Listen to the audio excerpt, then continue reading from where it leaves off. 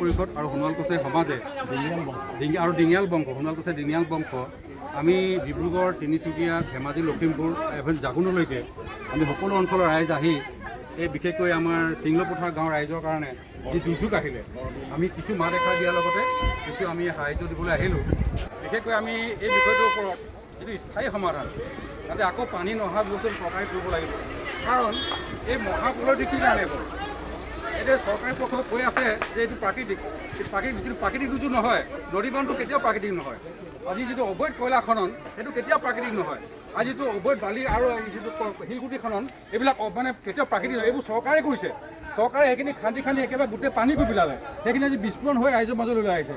গতিকে যি চৰকাৰে এইটো ভুল কৰিছে, এইটো চৰকাৰৰ ভুলৰ কাৰণে এই মহাপ্ৰলয়টো হৈছে আৰু এইটো চৰকাৰে সমাধান কৰিব লাগিব। গতিকে অসমৰ মুখ্যমন্ত্ৰী আমি হিমন্ত বিশ্ব শৰ্মা ডাঙৰীয়াক বানমন্ত্ৰী মহোদয়ক অনুৰোধ জনাইছোঁ যাতে এই ব্যৱস্থাটো যাতে ভৱিষ্যতে এনেধৰণৰ পুনৰ বানপানী নহয়, এই মানুহখিনি যাতে পুনৰ দুৰ্যোগ নহয়, তেওঁলোকে ক্ষিপ্ৰতাৰে শীঘ্ৰে ব্যৱস্থা ল'বৰ কাৰণে আমি অনুৰোধ জনাইছোঁ। আমি সদায় বান সাহায্য দি দিওঁ, আমি মানৱীয়তাৰ ক্ষেত্ৰত আমি বান সাহায্য দিছোঁ আৰু অসমৰ সকলো সংগঠন, সকলো শ্ৰেণীৰ ৰাইজক আমি ধন্যবাদ জনাইছোঁ।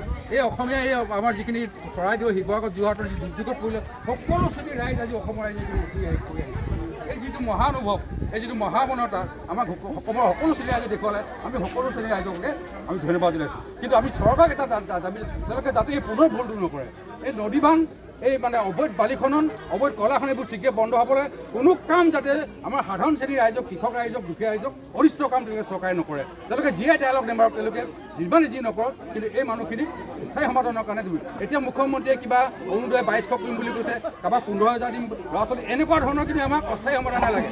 এনেকুৱা ধৰণৰ ফাঁকিবাজ আমাক কিন্তু ডায়লগ নালাগে। এইটো স্থায়ী সমাধান কাৰণে যিটো আমি আজি যিমান তেওঁলোকক ঘৰ দুৱাৰ আনিছোঁ, প্ৰতিটো পৰিয়ালকে 10 লাখ টকা দিয়ক। এনেকৈ 2000, 1000 দি কেতিয়াও সমস্যা সমাধান নহয়। আৰু তেওঁলোকে পৰিকল্পনা কৰক, বাস্তৱ সময়ত বিজ্ঞানৰ পৰিকল্পনা কৰক, যাতে এই সমাধান, এই স্থায়ী যিটো ভয়াৱহ সমস্যা এইটো স্থায়ী সমাধান কৰক। এইখিনি আমাক ক'ব লাগে।